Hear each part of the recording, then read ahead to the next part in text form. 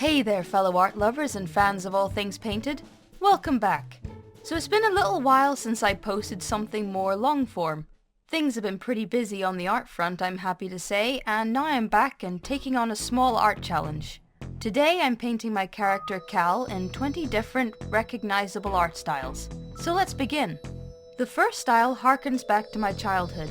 I can still remember to this day the very first episode of Scooby-Doo that I watched, long before the travesty that is Velma came out. It was What a Night for a Night, which I later found out is the first episode overall. As a kid, I liked the funny shenanigans Scoob and the gang would get up to, but as I grew up, I also found an appreciation for the mystery itself. This was basically Murder, She Wrote for kids, only without the murder. A proper detective series you, as the audience, could try to solve along with the rest of the gang. It also had a beautiful art style. Nice clean lines, but still with that hand-drawn animation charm. I'm a sucker for hand-drawn animation. I also liked it for the more muted color palette. A lot of cartoons nowadays that I've seen have more bright, in-your-face colors, and while those colors certainly have their place, I just find the overuse a bit brash, and sometimes it's nice to get back to classic animation like this. So, any particular episodes stick out to you guys? Let me know in the comment section. For this next one, we're heading over to the other side of the globe.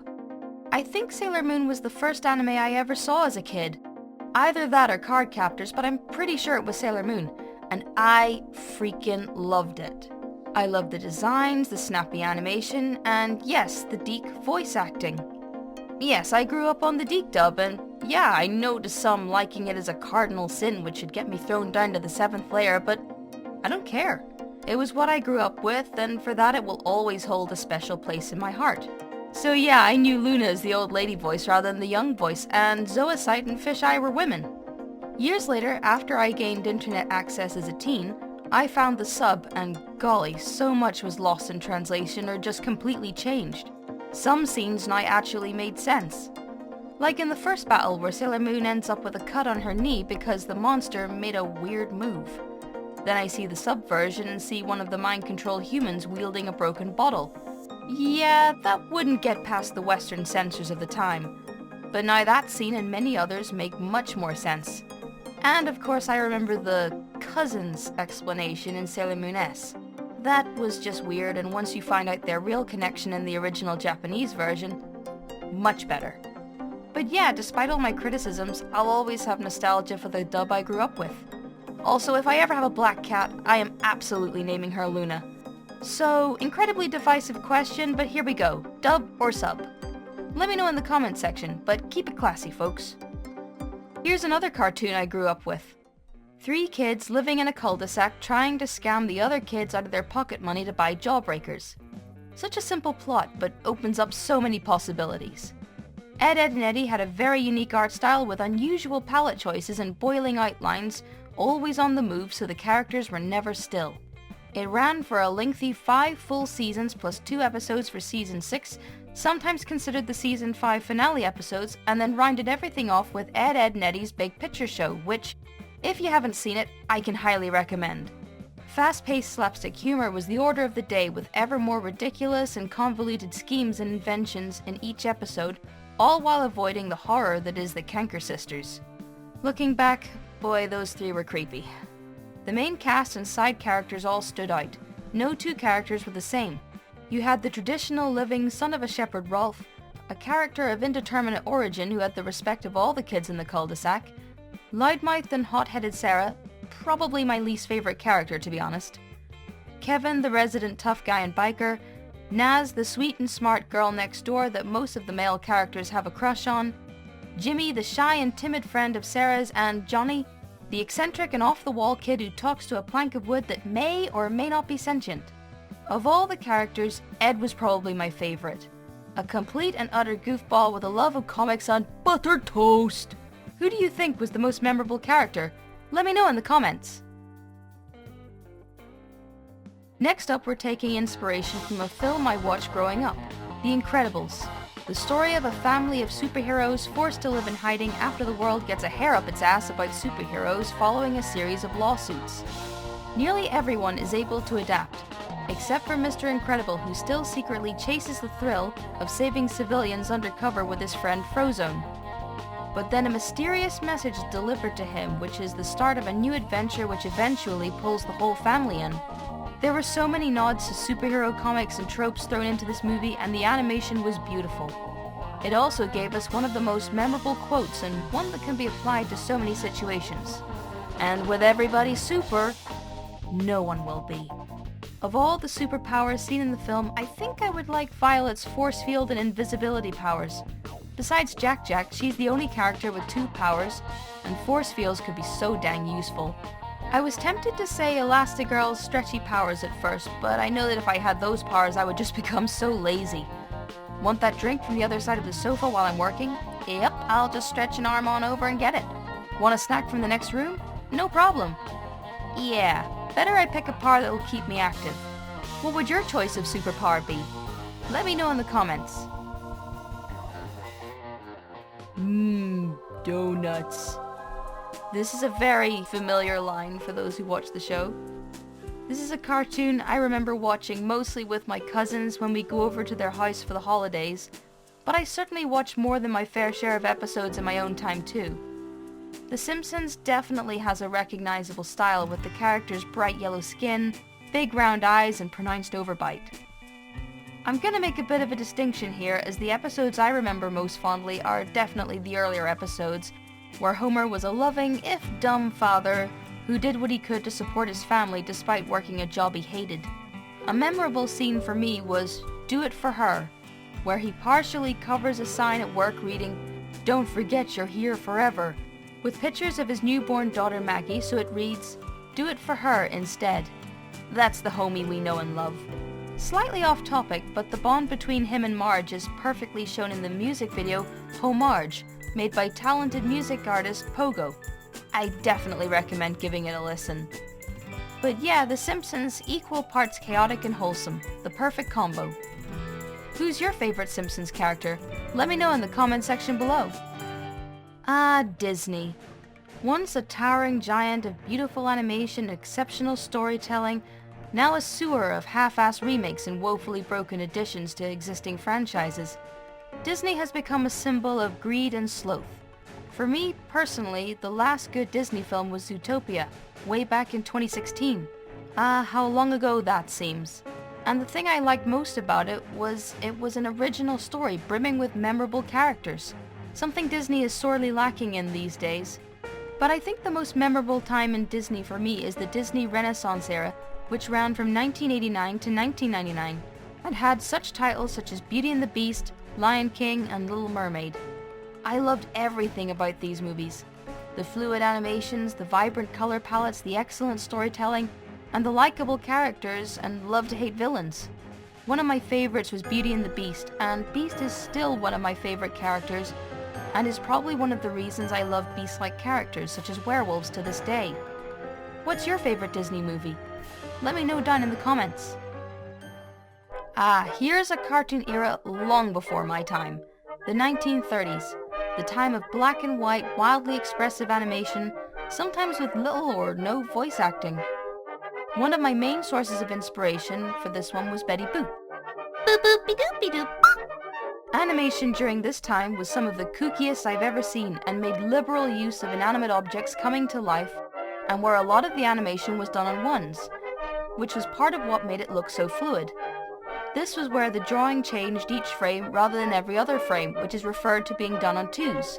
One of the most notable episodes was Minnie the Moocher, which entailed Betty Boop running away from home with her boyfriend Bimbo, only to run into various spooks and other ghostly beings, one of which was a ghost singing Minnie the Moocher, a song by Cab Calloway, and the ghost's movements were rotoscoped directly from Cab during the dance number. Rotoscoping is a technique where you take a film of what you want animated and then you essentially draw over it, which means you get very realistic motion, though if it's not done right it can look a bit uncanny. Some of the Betty Boop cartoons have not aged particularly well, but others are still very much watchable and enjoyable to this day. Got any other favorite cartoons from yesteryear? Let me know in the comments. From way back to contemporary, it's time to grab your swords because it's adventure time. The art style of this cartoon is very different from the ones I grew up with, but I think that's part of its charm, and it definitely had one of the most in-depth and lore-packed stories I've ever come across, and was one of the most long-running with 283 episodes. It might seem a small detail, but one of the things I liked about this series was that some of the characters veered away from the one outfit all the time trope to having a full wardrobe. Most notably Princess Bubblegum and Marceline. This is something I'd like to replicate in my own work, as I just think it makes characters and their world feel more alive. Plus, you can say a lot about a character's current state of mind by the clothes they wear. Maybe loose baggy clothing if they're having a lazy pajama day, or smart casual if they're going out to meet up with friends.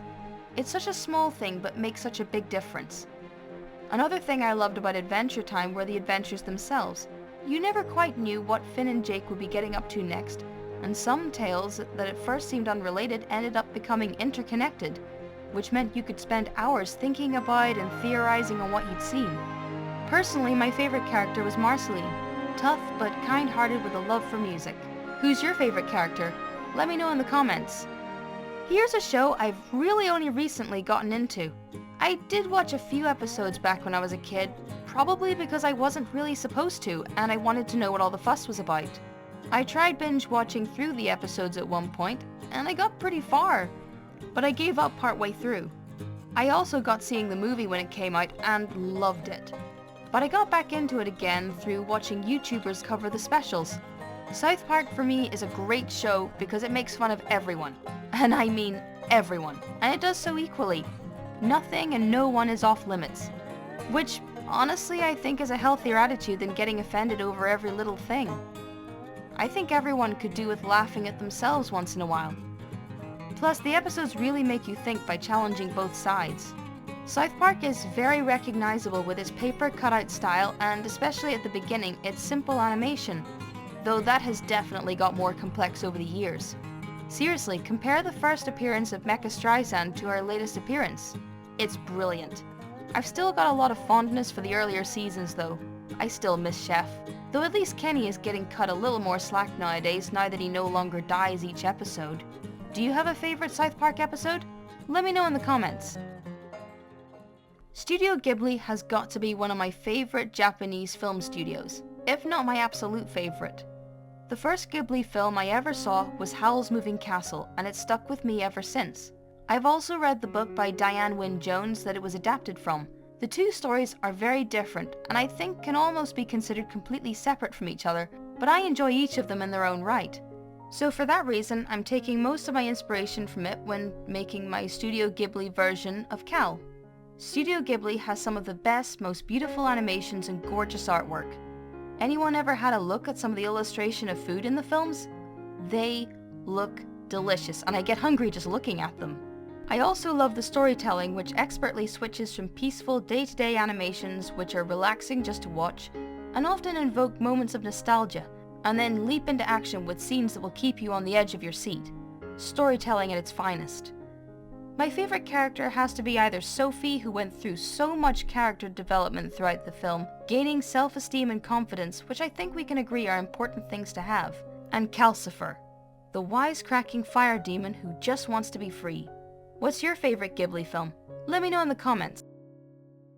Next up, irreverent humor at its finest. This line here mean anything to you? I am the great Cornholio! I need teepee for my bunghole. If you know this line, you know Beavis and Butthead, created by Mike Judge. Another show I only got into relatively recently. The show follows two teens named Beavis and Butthead who love nothing more than watching music videos, listening to heavy metal, and going on misadventures in their hometown of Highland, Texas. And the aforementioned Cornholio is Beavis' sugar-induced hyperactive alter ego who causes chaos everywhere he goes. The art style is definitely unique and definitely not a flattering depiction, but that's part of what makes it fun. I still need to watch the movies, but I've seen clips and they look good. The two both wear shirts with their favorite band, so I thought it was only fitting to give my character a band shirt as well. Love me a bit of Daft Punk. Don't know if the duo here would approve, but what you gonna do? What do you think was the most memorable moment in the show? Let me know in the comments. This next one, rather than being a singular series or franchise, is instead a whole genre. PS1 graphics. When I was a kid, the PS1 was king for at least part of my childhood, and I have fond memories going over to a friend's house, as I never owned a PS1 myself, and playing video games. Probably the two I remember most are Crash Bandicoot and Spyro the Dragon. I still remember playing as Spyro, the blocky little purple dragon, running around and setting things on fire and fighting the giant frogs. Yeah, I thought the Norks were giant frogs. But hey, that's PS1 graphics for you. There's something that will always be charming about the blocky, low-poly meshes and the low-res textures that left so much to the imagination. I don't think I ever got leaving the first level of the Artisan world far behind, as I had to start again each time I got to play it. But I loved freeing the dragons from their crystal prisons, listening to what they had to say, and then going to set light to some giant frogs and setting everything I could on fire. I recently got playing Spyro the Reignited Trilogy and loved every minute of it. And let me mention another classic PS1 moment. Who else used to lock the butler in the freezer? If you know, you know. What's an old gem you remember? Let me know in the comments. Here's another cartoon from my childhood. I don't actually hear this one get talked about an awful lot, but this was a great show. Pepper Ann, a story about a girl with a very active imagination, and is a show all about being yourself, learning new things, and friendship. I love the art style, the noodle arms, wildly varied character designs, and excellent voice acting. This was also the animation that made me want to try roller skating. I didn't get very far, but it was fun to try out nonetheless. Maybe it's a skill I'll pick up yet. Pepper Ann was the first Disney animated series created by a woman and had a lot of brilliant messages in it, like being your own person and not kowtowing to stereotypes, and how others believe you should act. Without going into the realm of mean-spiritedness I see so much in modern media. Men don't have to look stupid in order to lift up a female character, and women don't have to be complete and utter bitches to be strong and independent. Anyway, what's a program you love that you feel doesn't get talked about enough? Let me know in the comment section. The Grim Adventures of Billy and Mandy, first spawning as Grim and Evil, where it was partnered up with the adventures of evil Dr. Concarney. Grim has got to be one of the most iconic characters in the series, the literal Reaper of Souls himself. So my character here took a fair bit of inspiration from him. The show was unusually dark for a kid's cartoon, but I loved it, perhaps not in spite of that, but because of that. And it remains a cartoon I remember fondly. Something I noticed when looking back at screen caps from the show for inspiration was the line art style, where the characters all have a really thick outline around their outer edges, and thinner lines for the inner line art. It was an interesting choice and definitely made the characters pop. Grim was definitely my favourite character for his dry and often dark sense of humour, and many of the episodes revolved around the magic spells he wielded getting into the hands of Billy and Mandy, and the utter chaos they wreaked with it. Let's not forget that the whole show started because the two kids lay in wait for the Reaper when he would come to reap the soul of Billy's hamster so they could beat him in a game, so he would have to become their best friend forever. That's quite the crazy start. What moments in the show stood out to you? Let me know in the comments. Foster's Home for Imaginary Friends was another cartoon I watched growing up, and follows Mac and Blue after his mum tells him to get rid of his imaginary friend, so he strikes up a deal with a local foster home for imaginary friends that so long as he shows up every day to visit, Blue can stay there. Honestly, I find Blue kind of annoying for the most part, so my favourite characters were the side characters, Wilt, Coco, and Eduardo. Imaginary friends are so varied in appearance, I felt I had to show that in my character here, with some wild hair, big cheesy grin, and a more snout-like nose than usual. Foster's Home for Imaginary Friends featured wacky episodes with crazy plots, but also had a lot of heartwarming moments. With so many imaginary friends, it must have been so much fun working as a character designer for the show, getting to come up with so many unique-looking characters to fill the background, and make the big foster home look lived in. There was a sentient pile of sludge, a pink bear with bat wings and an arrowhead tail, a walking bad-tempered Picasso painting, and a giant green cyclops. Who was your favourite of the imaginary crew? Let me know your thoughts below. Teen Titans was another beloved series from my childhood. Gritty and serious, but with some good comedic moments. This show had everything. The storytelling was smart, witty, and not afraid to get dark when the plot called for it. The characters were generally likable, but had realistic flaws that they would work to overcome. And the animation style was something of a blend between Western animation and anime. It's also the second show on my list to have superheroes as the main element. Third if you count Sailor Moon. The animation was a lot more realistic and detailed than other shows and went with cell shading rather than just flat colors, which really allowed the animators to showcase a range of different moods. I've not seen its successor in its entirety, but from the clips I've seen, I think I'll stick with the OG Titans. The other one looks a lot more oversimplified and just doesn't look like it would be my cup of tea. But hey, different strokes for different folks. So yeah, which are you more of a fan of, new or old? Let me know your thoughts below. Here's another oldie but goodie, the original Looney Tunes, filled with a wide range of characters from the lovable Granny, who I found out last night roundhouse kicked a German soldier in her youth on board a blimp. Talk about badass. To the carrot-chomping, wisecracker Bugs Bunny. In each story you had the protagonist and their fight against an antagonist, which could be anything from a gun-toting hunter to a house cat to a raging bull. These tunes relied heavily on good old-fashioned slapstick and was alongside Tom and Jerry in the list of cartoons I watched. This was another tune that had that hand-drawn charm in the original series, which was something I loved. I'm not the biggest fan of carrots though, so I'll give my character something a bit tastier and a bit more her speed. A nice juicy hamburger. One episode that stood out to me was an episode where Bugs would end up breaking the fourth wall while the artist kept interfering with the drawn world to find all sorts of ways to vex and mess with him. It's that kind of wild animation that I love in a good cartoon. Who is your favourite Looney Tunes character? Let me know in the comments section. Not every cartoon character needs to be ultra detailed to be recognisable, and sometimes you just need some basic shapes and a good strong silhouette. This is very true of this next show, Top Cat, which follows the adventures of the titular feline, who's always looking to get one over on Officer Dibble, a local police officer who tries and fails to keep Top Cat and the other alley cats in line. So I decided to turn my character into a sort of cat-looking thing. It also had one of the catchiest theme songs, and just hearing a few bars sends me back. What's a show that always brings you that magic wave of nostalgia? Let me know below. Here's another cartoon that, like Billy and Mandy, falls into the realm of dark cartoons. It borders on horror sometimes, particularly with the episode Dark Harvest, where Zim steals organs from the other students, replacing them with household objects so the school nurse won't find out he's actually an alien. It's not for the squeamish. The show is characterized by its sharp, angular characters and mostly muted color palette, with the exception of vivid greens and pinks for the Arkham characters and their tech. It also features a little robot dressed up as a dog. That would be Gurr, Zim's robot servant who gets a lot more invested in Earth life, enjoying Earth food and loves to go out dancing. Gurr was always my favourite character, so I decided to draw my little character wearing his dog costume and bearing the same angular style. This was such a fun style to draw in, and it works very well to make expressive characters. What dark kids cartoons do you remember from your childhood? Let me know your thoughts below.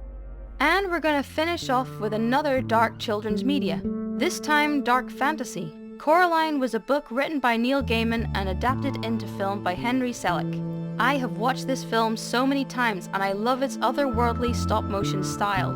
Each character is unique. I mean, you don't get much more unique than the blue-skinned mustachioed Mr. Babinski. This film has created so many theories among fans, and it's intriguing to go looking through them all. You've got theories on the origins of the Bell Dam, the disappearance of Wybie's great aunt, how the whole pocket dimension Coraline explores formed, and so much more. And I think that's the sign of a well-made story. It gets other people's imaginations going and encourages them to create for themselves. The whole buttons for eyes thing was brilliantly creepy, and the mini-me dolls make for the perfect thing to turn my character into here. Phew, looks like we're done. I had a lot of fun with this challenge. If there's a particular art challenge you'd like to see me tackle, let me know your suggestions below.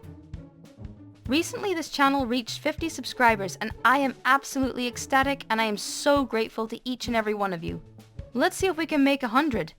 In celebration of reaching 50, I'm opening up requests for the first 5 who comment. Leave me a comment letting me know what you want to draw, and I'll feature the drawing of said suggestion in my future videos. Only rule is, whatever you request must be safe for work. If you enjoyed what you just watched, please be sure to leave the video a like and subscribe and ring the bell to see more content. If you want to support my art, you can find a link to my Ko-Fi in the description. And if you want to get straight into some more art, you can go and watch this video for my latest content. Or this one for something random.